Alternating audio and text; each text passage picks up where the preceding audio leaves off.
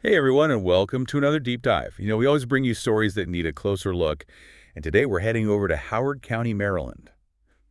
There's this proposed plastic recycling plant that's causing a lot of debate. Yeah, definitely a lot of strong opinions on this one. Right, and we've got this CBS Baltimore article that lays out the whole situation. What's really interesting is it's not just a simple case of plant versus residents. It's about this company claiming they've got this innovative new technology, but people are worried about the environmental risks. So we're going to break it all down for you. What really jumps out at me is how residents are stepping up. They're not just saying no to the plant, they're actually trying to change the rules. Yeah, that's right. Yeah. They're backing this bill that could basically shut the whole thing down. And the county council is voting on it tonight. Wow, so this is happening right now. It is. So this bill is pretty interesting. It would reclassify things like plastic incineration as manufacturing. Okay, and what would that do exactly? Well, then these facilities would have to follow stricter zoning rules. They'd basically be pushed further away from where people live. Ah, so it's not just about this one plan. It's about setting a precedent for the future of Howard County. Exactly. And to understand why residents are pushing so hard for this, we have to look at their concerns. They're not just vaguely worried, they're pointing to specific dangers. The article talks about fears of toxic emissions, potential leaks, even the risk of fires and explosions. Yeah, even when plastic incineration is done by the book, it can release harmful stuff into the air. We're talking about things like dioxins, furans, heavy metals, things that are linked to respiratory problems, cancer, you name it. That's serious stuff. And the article quotes some residents directly, which really makes it hit home. Ann Harrison says, "We're just asking to keep these people in a safe environment." And Shamika Preston adds, "The chemicals they admitted will be in it will be dangerous at the distances we are." Like, they're really worried. And, historically there have been accidents at these types of facilities, explosions, fires, leaks. It happens. And that history is definitely feeding into the anxieties around this proposed plant. Now, to be fair to the company behind this plant, W.R. Grace & Co., they're saying their facility is different. They're insisting they will not be burning plastic. Okay, so what are they planning to do? They're calling it a research hub for a new recycling method. They're saying it's revolutionary. So this is where things get really interesting. We need to understand how traditional plastic recycling works compared to what they're proposing. All right, give us the breakdown. So traditionally, recycling plastic means melting it down and then making it into new products. The problem is you can't recycle all plastics this way, and the process can actually make the plastic weaker, which means you can't reuse it as many times. What W.R. Grace is claiming is that they've come up with a chemical recycling process. They say it can handle more types of plastic, break them down to their basic building blocks, and then create high-quality recycled plastic that can be used over and over again. So less waste going to landfills or ending up in our oceans, and more high-quality recycled plastic available. That sounds pretty impressive if it works the way they say. It does, and it fits with this bigger trend in waste management, moving away from just burying or burning plastic and finding more sustainable solutions. Now, they've been working with the Maryland Department of the Environment, the MDE, on permits since 2023. What's the holdup? Well, the MDE has a super important job. They have to assess the potential environmental and health impacts of any new facility. So they're looking at the proposed technology, how the company plans to manage emissions and waste, and making sure everything meets all the regulations. It's a big job. And of course, W.R. Grace has their own take on this whole bill. They're worried it'll scare away other companies from setting up shop in Howard County. That's a valid concern. It raises the question of how we balance economic development with protecting the environment. Right? It's tough. On one hand, you want to create jobs, but not if it puts people's health and the environment at risk. So what we've got here is a community that's divided residents who are worried, and a company making some big promises. This vote tonight is going to be a nail-biter for sure. Definitely. And it's not just about this one plant, it's about the future of Howard County. Yeah. What are their priorities? Are they going to focus on the risks, the potential benefits, or this new technology that could be groundbreaking? Lots to think about. And we're going to dive even deeper into all of this right after a quick break. Can't wait. All right, so we've got the players and their positions. But this story is bigger than just one local fight. This whole thing in Howard County really makes you think about waste and technology and how communities make tough choices. Exactly. This isn't just about one plant. It's like a small version of the challenges we face everywhere with plastic pollution and finding sustainable solutions. You see this tension all over the world. Communities trying to balance economic development with protecting the environment, and companies pushing the limits of technology while trying to gain the public's trust. Yeah, it's like on one hand, we don't want anything that could hurt the environment. But at the same time, we depend on industry for our modern lives. It's a bit of a paradox. Definitely. We want the good stuff that comes from technology and industry, but often we don't want to deal with the bad stuff. Finding that balance where innovation and responsibility meet, that's a tough one. And it makes us face some hard questions, like what level of risk is okay? How do we define progress in a way that includes both economic growth and taking care of the environment? And then there's trust.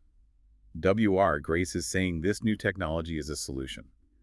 But people are right to be skeptical. They've seen industrial accidents happen, and they're worried about what could happen in the long run. That skepticism is important. It keeps companies and regulators honest, but it also shows why transparency and communication are so important. If WR Grace wants people to support them, they need to be upfront about the risks, not just the potential rewards. They need to explain clearly how their technology works, how they'll handle any negative impacts, and what they'll do to keep the community safe. And just as importantly, they need to be willing to talk to residents to answer their questions and address their concerns directly. That makes sense. Building trust is key, especially when you're talking about things that could be hazardous to the environment. Now, we can't forget about the MDE's role in all of this. They're the ones who have to evaluate WR Grace's proposal and decide if it meets the safety and environmental standards. Oh, absolutely. The MDE is crucial. Their decision is a big deal. They have access to scientific data, risk assessments, expert opinions that most people don't. They have to weigh all of that information carefully and make a decision that's best for the community and the environment. It's a huge responsibility. Yeah. And no matter what they decide, it's going to be controversial. That's how it is with these complicated situations. There are often compromises to make different interests to balance. It's rarely a black and white decision. And this isn't just happening in Howard County. Communities all over are facing similar challenges. How do we balance the need for economic growth with protecting our planet? How do we encourage innovation while making sure it benefits everyone? Those are the big questions, aren't they? And there's no single answer. Each situation is different with its own complexities and people involved. It really gets you thinking about what progress really means. Is it just about pushing the limits of technology and making money? Or does it also include things like sustainability, social justice, community well-being? I think real progress has to include all of those things. It's about creating a future that's not only technologically advanced, but also fair and sustainable. And that means moving beyond easy answers and accepting that these issues are messy and complicated. And sometimes it means realizing there are no simple solutions, no quick fixes. It's about making the best choices we can with the information we have while being open to new information and different viewpoints. Exactly. It's about having thoughtful discussions, being willing to listen and learn, and working together to find solutions that work for both people and the planet. So what do you think happens for the people in Howard County? What should they be thinking about as they watch this unfold? Well, I think it's important for them to stay informed and involved. This is a developing situation. There's still a lot we don't know. Pay attention to how the county council discusses the bill. What arguments do they find convincing? What questions do they ask? And beyond that, what can residents do to have their say and maybe influence what happens? They can contact their elected officials and tell them what they're thinking. They can go to public hearings and speak up. They can organize and fight for the kind of future they want for their community. And they can hold both WR Grace and the MDE accountable for their actions and decisions. Sounds like a lot of work. Yeah, But you're saying that even at a local level, individuals can have an impact. definitely. Civic engagement is so important, especially when it comes to things that affect our communities directly. It's about realizing that we're not just watching.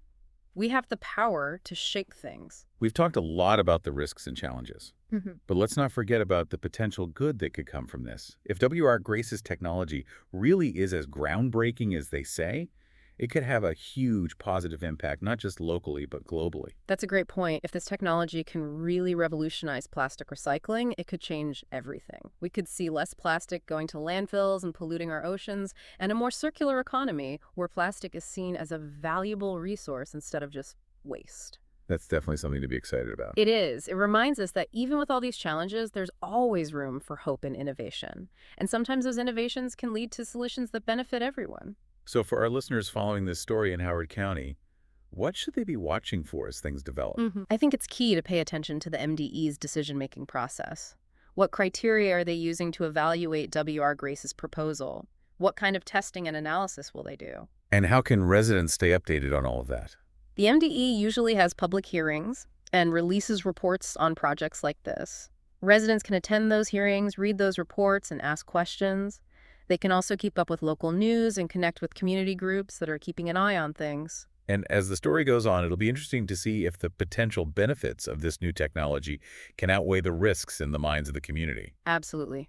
This is a real-life example of how we deal with progress and sustainability in a world that's changing so fast. Well, we've covered a lot, but we want to leave you with something to think about as you keep following this story. Hmm. Imagine you're on that Howard County Council. You've heard from the residents, you've heard from W.R. Grace, and now you've got to make this really tough call. What would you do? What would be the most important factors for you? It's a real test, isn't it?